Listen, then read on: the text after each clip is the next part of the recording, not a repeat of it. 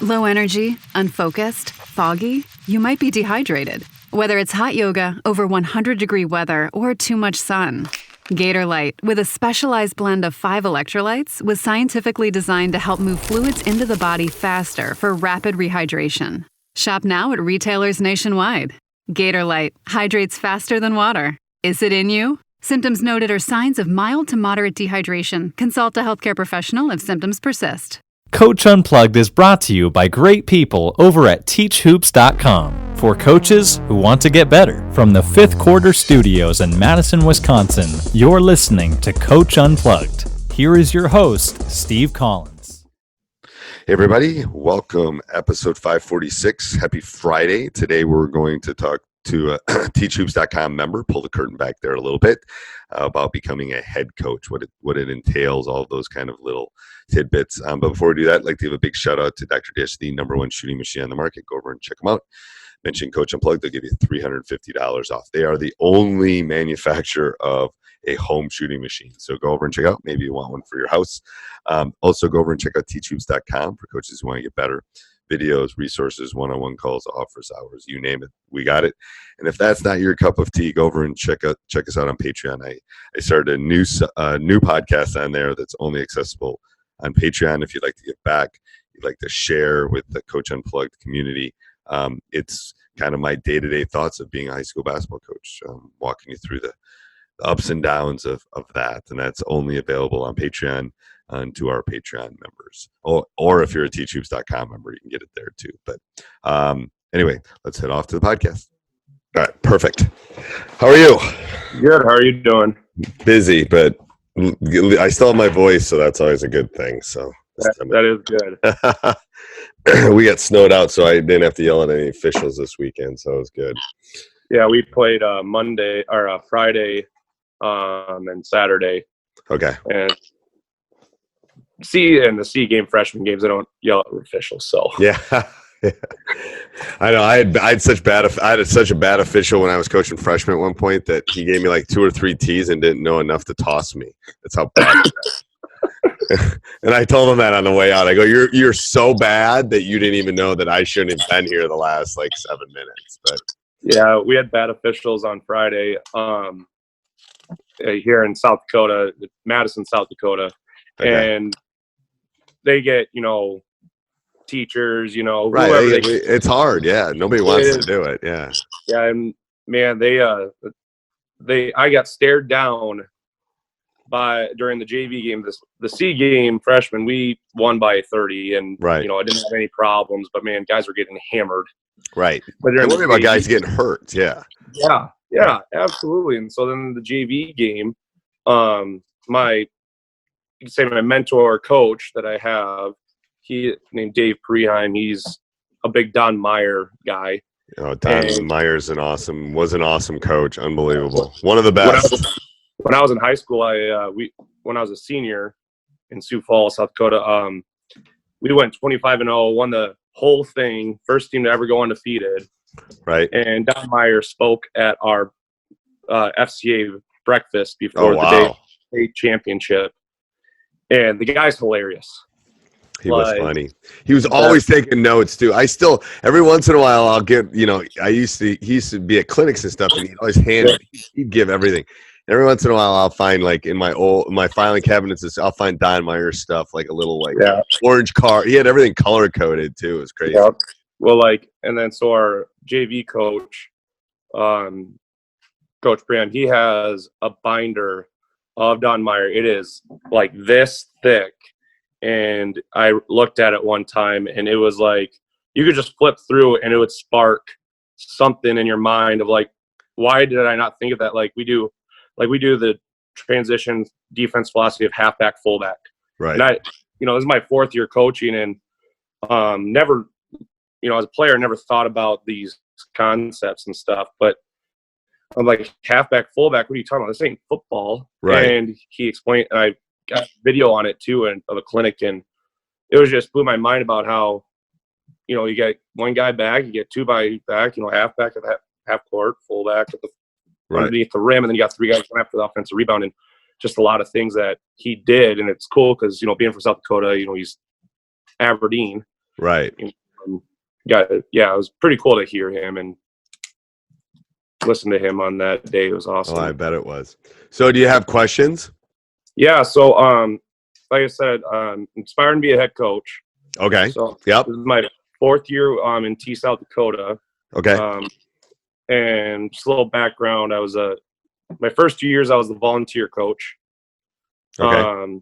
Didn't get paid or anything, but just fine, just assistant to the freshman coach for 2 Right. years and assistant for JV and varsity. And we had really good success. My first year, we won the state championship in Class A for South Dakota. Right. The next year, we went to the championship and lost. And then the last year, we went to the championship and we went ninth. We lost one game, went 24-1. The one team we lost to was La Lemire. Okay. We had to play in the Pentagon, and it was not by we didn't know. It was 5 days before. Hey, your team has to play a different team.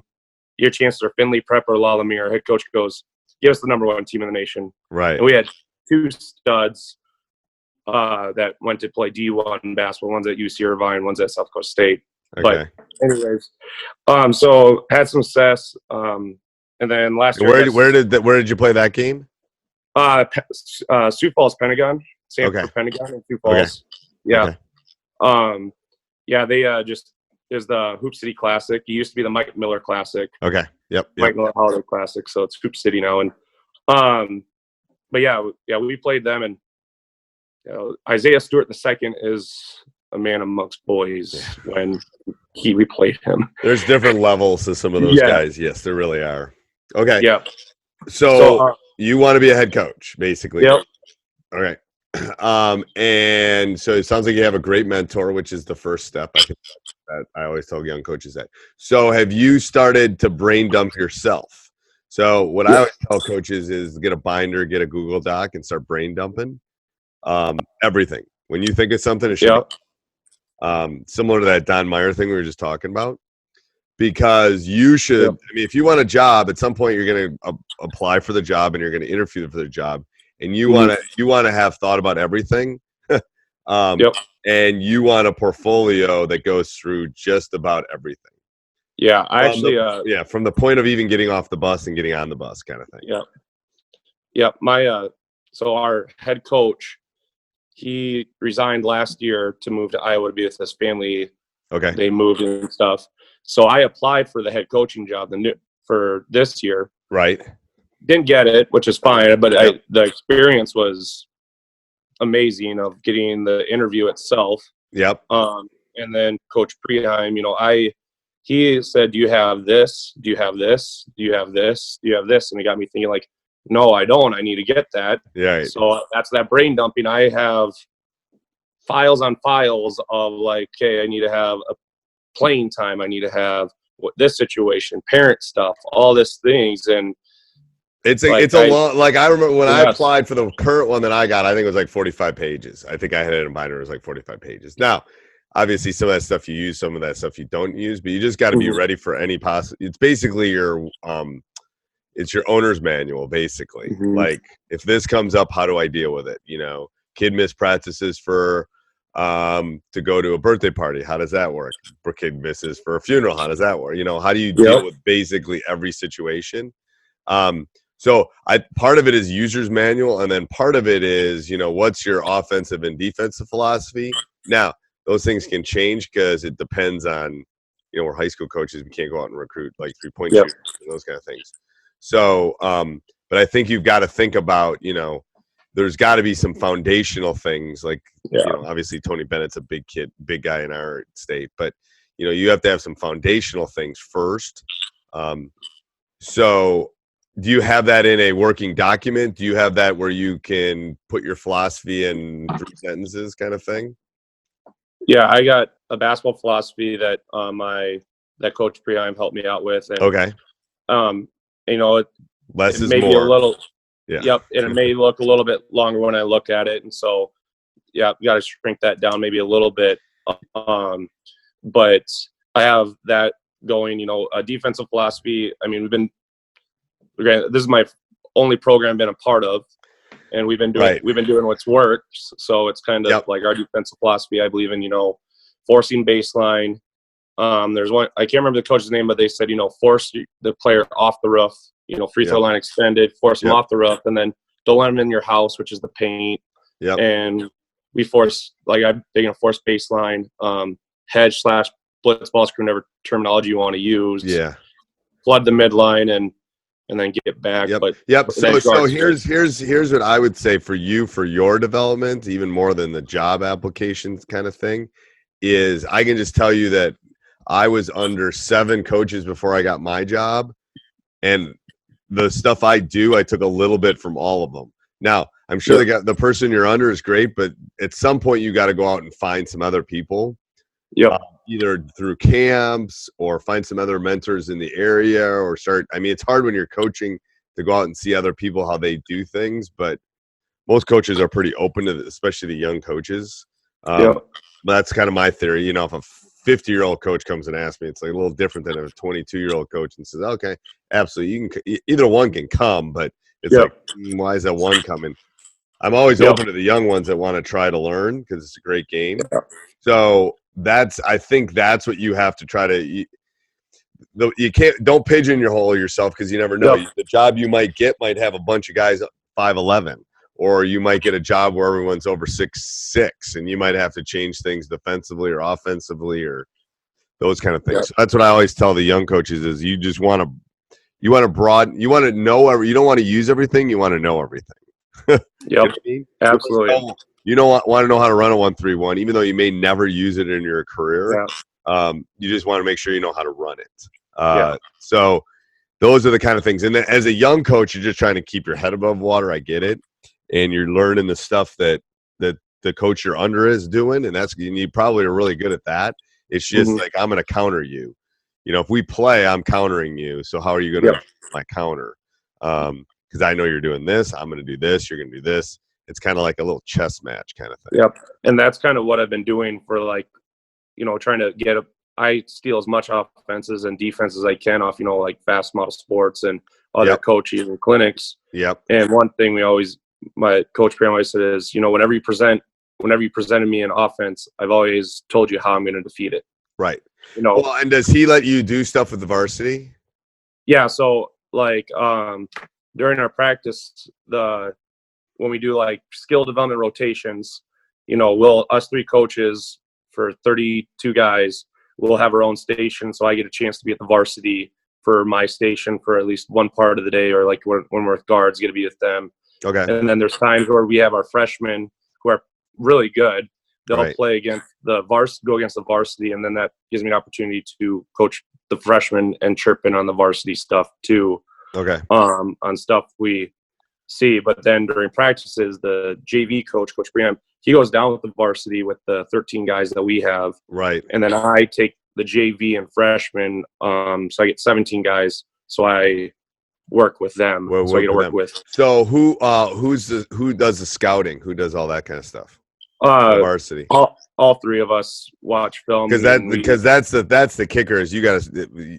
I mean, I'm old school, but I've watched more film than any human being probably ever with the old VHS tapes and stuff. And now it's even easier than it used to be in the old days. So I think film breakdown is huge for young coaches because I think the problem is everyone in your league probably does similar things every year in and year out is my guess. Yeah, we don't have a huge coaching turnover in Class A and Double A. I mean, in Class A we got 54 teams. Right. In Class A, and we're in called the DAC-12 conference, which in my opinion is one of the best conferences in the state of South Dakota. Right.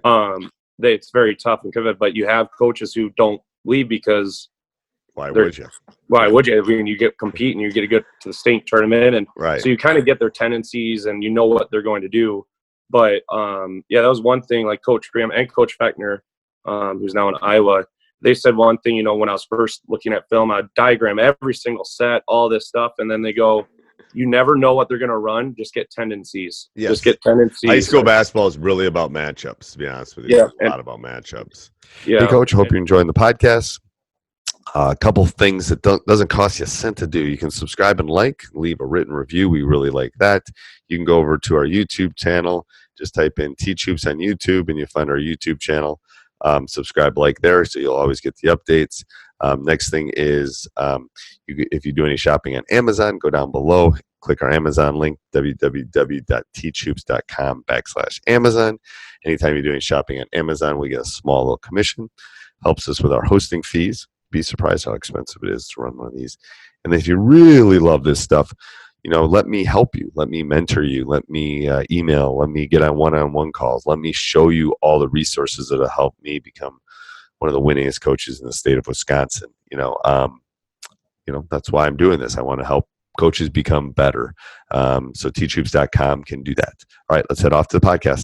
Yeah, and that's what we did is okay, if who's guarding who, and can we switch it? Can we not switch it? Who's going? Right. How are we gonna handle screens? How are we gonna handle that? Yeah. So here's the next question: Are you willing to leave to find another job, or are you tied to South Dakota?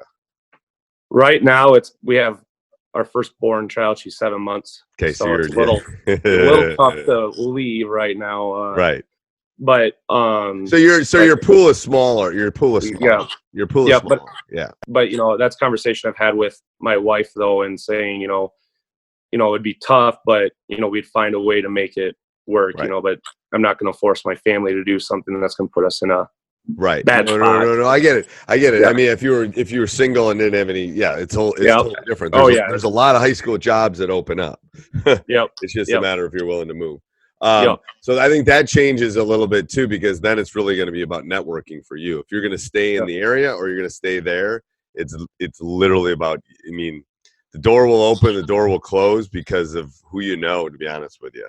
You got to know your stuff. You got to have all your things ready. But if you're staying in, then you got to, who I went through when I got mine, I circled every job in Wisconsin I thought I could get and thought I would have a shot at. And then I just watched and waited until stuff opened. Yep. So that's what you got to kind of do. But then you got to get your name out there too. So camps, working camps, those kind of things will help a lot too. Yeah. Yeah. Yeah. And that's one thing, so as coaches last night, we were watching the football game at our stats guy's house. And, I told them I was going to talk to you and they, Coach Preheim, kind of mentor guy, he goes, if you want anyone else's names too, I'll hook you up. I'll get you out there. You can talk to coaches on coaches. He goes, I know guys on the East Coast and I know coaches, and the guy, you two would get meshed because this guy has in his drawer at the high school, he's got probably over 100 DVDs of different philosophies and defenses. Oh, it's crazy. It's crazy. It's almost too. I've tried to simple. If I can't get everything on a sheet of paper anymore, I don't do it because it's almost too much for me now. It's like all this noise. But that's. It sounds like I think you're on the right track because you have a mentor. You have someone that's going to help direct you. The key is if you want a head job. First of all, you probably want to move up from the level you're at. Yeah. So the best high school job is the one to the left of the head coach, to be honest with you. Yeah. Because you don't take any of the grief and you get to help make the decisions with the head coach. Yep. The varsity assistant is the best job in high school, in my opinion. And I've been beneficial, had the benefit of having a really good two sets of our head coach when I first started, and Coach Preheim, the assistant coach, where I just learned a bunch. Right. And then they actually took a lot of my ideas when we went on our championship runs. Right. We took some ideas, and then the new coach is just as good, and we all mesh well. But you're absolutely right, is to try to. The key is, and the thing is, eventually, someday when you do your own staff, it's like you want a little bit of every. I have the best staff. I've had 2 staffs basically in my 30 years, and it's great. I tell people I want a Yoda, so I want somebody that's really knowledgeable, knows more than me. So I've got one of those. I want a young pup that will do all the grunt work that I don't want to do, and then I got one that questions everything I do, like in a good way, but will ooh, you want to do that? Ooh, you want to do that? Yep. Because all I do is I want all the input. I'm Google. I want all the data, and then I'm going to figure out what to do with it. So that's great. If you've got coaches that are willing to take all that data, that's what you want. Yep. Yeah. Yeah. So you've got some work done. We'll get the portfolio. Like, could you present it? You feel good about presenting it right now to a committee? The philosophy one, I feel the like whole, like everything, the whole kit. Everything. I would say I need to write. I did present it, and my superintendent said it was, and my AD said it was good. Okay, they perfect. said it was good. I mean, it was this thick, but that's good. That's what they said. It was good. I wouldn't mess with it. Yeah. Yep. And the AD said it was really good. And he goes, I called the superintendent, after me, he's like, did you get this book from Hurley? Yeah. Right. And the superintendent goes, where's the offense? Right. Because I just had an offense philosophy of, we're going to run what is best for our team and what suits our team. But I didn't put plays or anything. But I had my defense philosophy mapped out to a T. So then you got to probably do that with the offensive part. Too. Yep. Just pick something that doesn't matter because Yeah.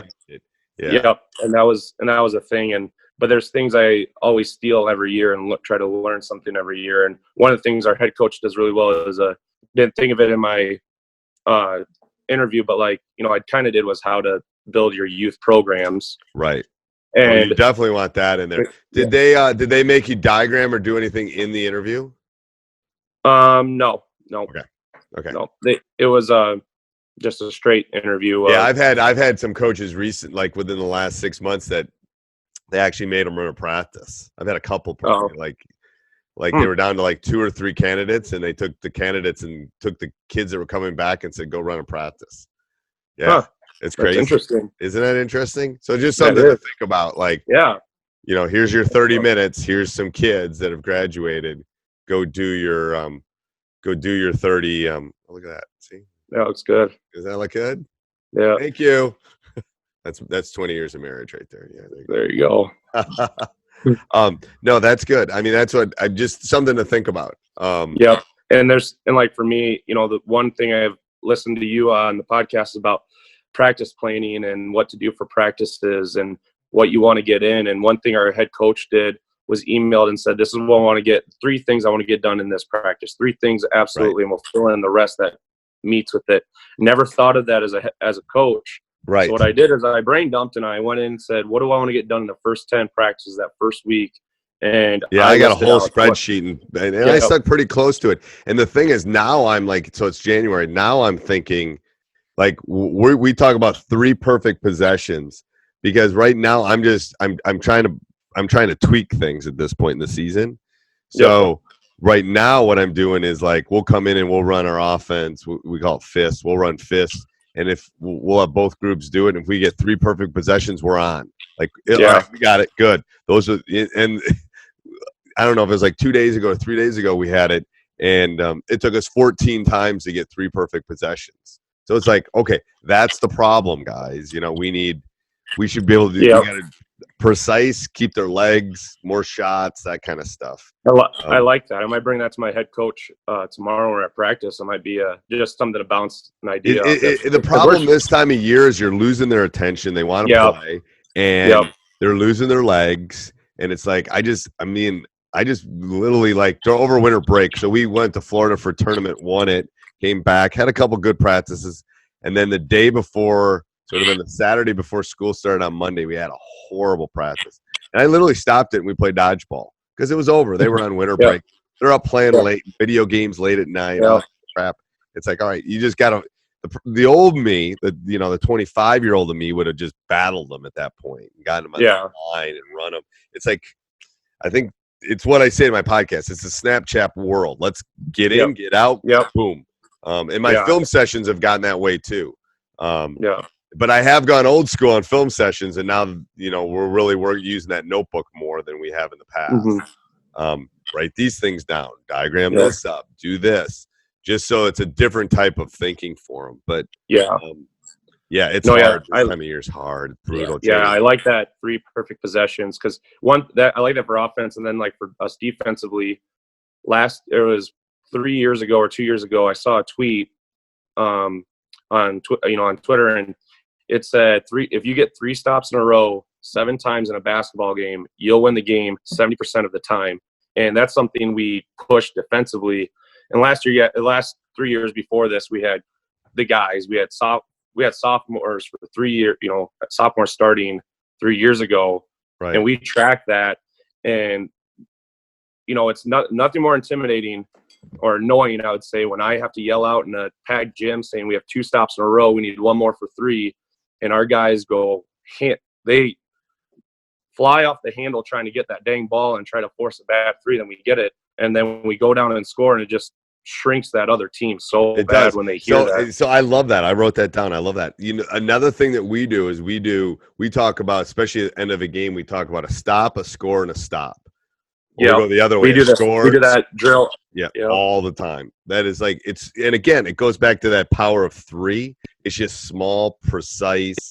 Here we go. We're gonna get a stop. I mean, I've literally, like, we were in a tournament in Florida, we won, and the last minute I go, you guys will win this game if we get a stop right now, a score and a stop.